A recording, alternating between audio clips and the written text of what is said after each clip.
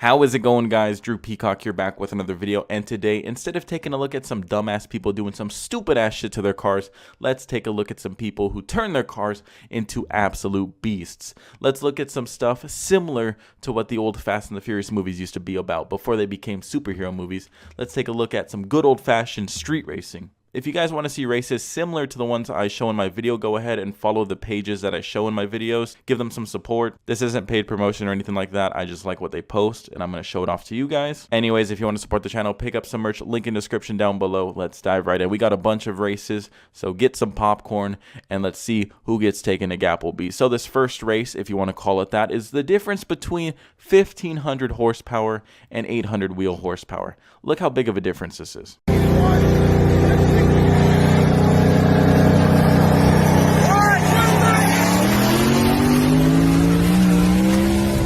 Like I said, I don't know if you want to call that a race because he just left that GT500 like it was a slammed Honda Civic at a stoplight. Shit had no chance, okay? And when people ask me, Drew, why don't you want 1,000 horsepower? Drew, why aren't you going for like the fastest horsepower or the fastest car ever? Well, because there's always going to be someone faster. There's always going to be someone faster. You could build a car with 1,000 horsepower. Someone's going to come with 1,100, 1,200, 1,300, 1,400, 2K, 2,300. There's always going to be someone faster. And so once you accept that, you can just have fun with your car as is. You don't need 1,000 horsepower. You don't need 2,000 horsepower. Would it be fun? Yeah. But now your car becomes unpractical. Racing with 1,000 horsepower becomes a traction issue. You can't really have fun with your car. I kind of miss when my car only had 500 wheel horsepower because I felt like I could have more fun with it. 700 horsepower is fun, don't get me wrong. But 500 horsepower, I felt like I can get away with a lot more stuff. I wasn't as loud, I wasn't as obnoxious, my car got way better gas mileage, but you know what, 700 horsepower, I'm comfortable here, even though I already ordered some shit. I told myself I wasn't going to, but I ordered some stuff, we got some parts on the way. We'll probably break into the 800s pretty soon, so anyway, there's always going to be someone faster, just accept it. Alright, here we go, next race. This one's an actual race. 800 plus wheel horsepower GT350 versus a 600 wheel horsepower 911 turbo. Vote down in the comments, who do you think is going to win? 1, 2, 3!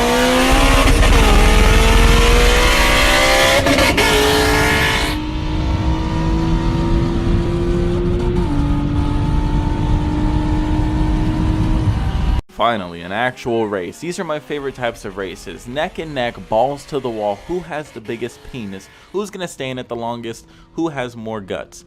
And it looks like both of them have gigantic megalodons, if you know what I'm saying. Now, I don't know if those numbers are accurate. 800 plus wheel horsepower versus 600 wheel horsepower. I know 911s are smaller, lighter, and more aerodynamic, but still, I mean, that's a 200 horsepower gap. And that's a lot of gap right there. And for them to be neck and neck still, that's pretty insane. Now, if those numbers are correct, and I'm going to assume that they are, if they are correct, that's impressive right there. It just goes to show it's not all about horsepower. You don't need a lot of horsepower to be fast, okay? Horsepower numbers are just numbers. It depends on how your car is. You got to make sure your car's small. You got to make sure your car is light. You got to make sure your car's aerodynamic. If your car is shaped like a brick and it has 1,000 horsepower, well, the little car that's super round and aerodynamic is just going to gap you, even if it has 200 less horsepower.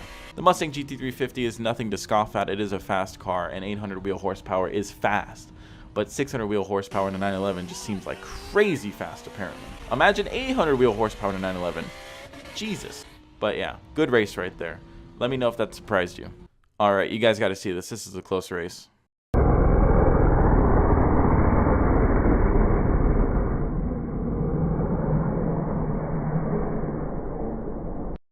Alright, usually when people send me pretty funny stuff on Instagram, the most I'll do is a little exhale. You know, you're just sitting there looking at your phone and you do because it was pretty funny.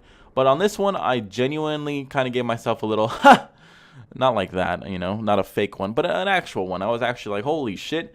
And then I started thinking, how do you spin out at the end like that? I've seen people, you know, break loose at the beginning and spin out. I've seen people break loose, you know, halfway through the track. But, I mean, that's like a photo finish right at the end. Perfect fucking screenshot right there.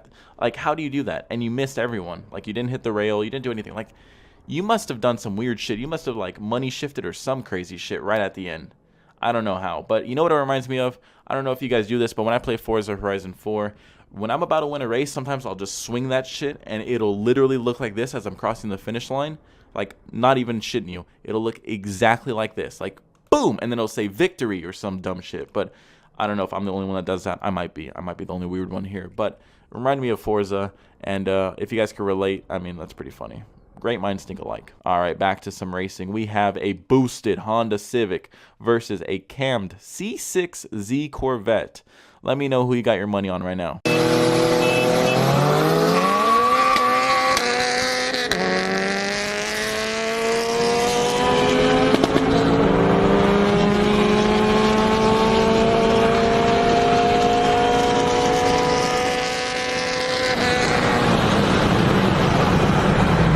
I already know the comments are going to be hot after this one. Who won, import or domestic? It looked like the C6Z was reeling him in and the Honda let off. But who won? I mean, the Honda put a good one-car gap on him.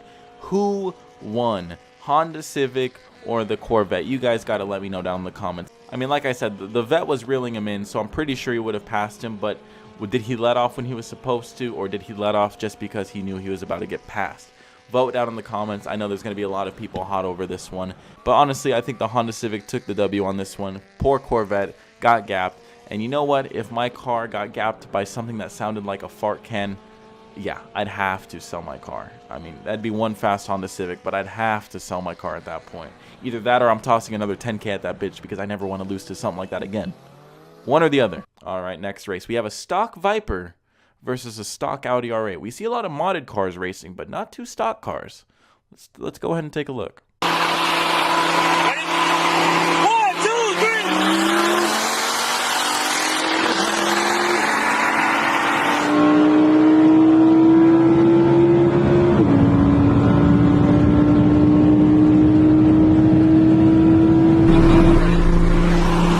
I thought it was going to be a lot closer than that. They're both V10s. They're both pretty similar in horsepower depending on what model you get for each car. And they're both pretty similar on torque. I think the Viper actually has more power and more torque than the Audi, but obviously the Audi has a faster transmission, has all-wheel drive, much smaller and much lighter. But honestly, I thought it was going to be a lot closer. It looked like the Audi got up by 1 or 2 cars. And for both of them being V10s in similar horsepower ranges, I mean, that's pretty insane. I mean, I don't think that the Viper weighs that much more. I can't imagine it does. I mean, it's a very light, very expensive sports car. So, honestly, very surprising. I didn't see this one coming. I thought the Viper, like I said, either neck and neck or was going to win. But props to you. Pretty fast cars either way.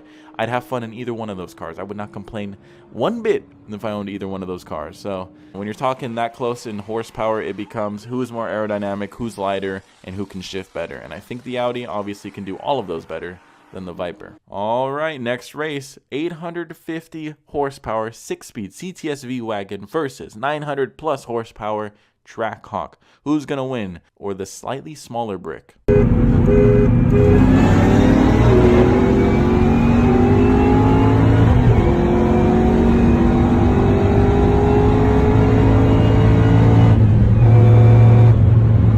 This guy couldn't have said it any better. Power to weight ratio is all that matters. People don't realize that. It's true. Like I said, I've been saying it this whole video. I sound like a damn broken record. Can't win races if your car weighs as much as a boat. And God, you gotta love the sound of those superchargers whining. I mean, that is a beautiful sound. I mean, I'm all for blow-off valves and turbo stutters and all that stuff. But damn, whining superchargers, I mean, it's just classic right there. It just sounds beautiful. CTS-V just steadily walked away from the Trackhawk even though he has way less horsepower. 50 wheel horsepower is something to notice. You're going to notice that. If your car gains 50 wheel horsepower, you're going to feel it. If your car loses 50 wheel horsepower, you're going to feel it. That poor Trackhawk, man. I mean, like I said, you're going to need a lot more horsepower to contend with smaller cars. I mean, a CTS-V wagon isn't that much smaller, but you're still going to need a lot more horsepower when your car is shaped like that. Anyway, I mean, I kind of figured that the CTS-V was going to win. Those things are no joke. Although it is a 6-speed manual, it's pretty cool to see someone rowing a boat while they're beating a boat. It's pretty interesting. But anyway, let's move on to the last race. All right, last race. F-150's Roush Supercharged 18 F-150 versus a C7 ZR1. Bet down in the comments. Ford versus GM. Who's going to win? Truck versus Corvette. Vote right now. God, intake temps is high. Alright. Ready? Ready? 1, 2, 3!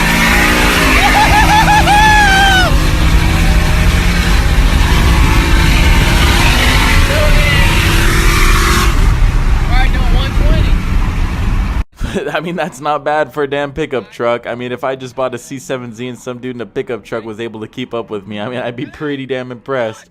C6, but did I say C6? I'm an idiot. C7ZR1. Fast car, 755 horsepower, shaped really aerodynamic, stupid big ass wing, but whatever. I mean, we know it's all for the track anyways, but still, really impressive car. And the little Roush supercharged F-150 was able to hold its own for a while. The aerodynamics of the C7 really came in clutch and made him reel it in really quick, but still, pretty impressive. I mean, that's one fast ass truck, no joke. I like this comment. Imagine buying a high-end performance Chevy only to get beat by a Ford work truck. I mean, he didn't get beat, but I mean, it was pretty close. It shouldn't have been that close. Shouldn't have been that close for the top-tier Chevy. Should not have been that close. Anyway, both cars are extremely fast and a lot of fun. I mean, look at though. When you're driving an automatic and you just smash it like that, I mean, it's not as fun as a dude rowing a boat. It's a lot more fun to shift. Neither of them are, but still, it's a lot more fun. Might not be as fast, but it's a lot more fun. It's a lot more satisfying when you beat someone. Anyway, guys, I hope you enjoyed this video. If you did, please leave a thumbs up and comment down below which race was the craziest. If you want to see more videos like this one, hit subscribe and turn on the notification bell so you can flock to the videos with everyone else. And until next video, peace.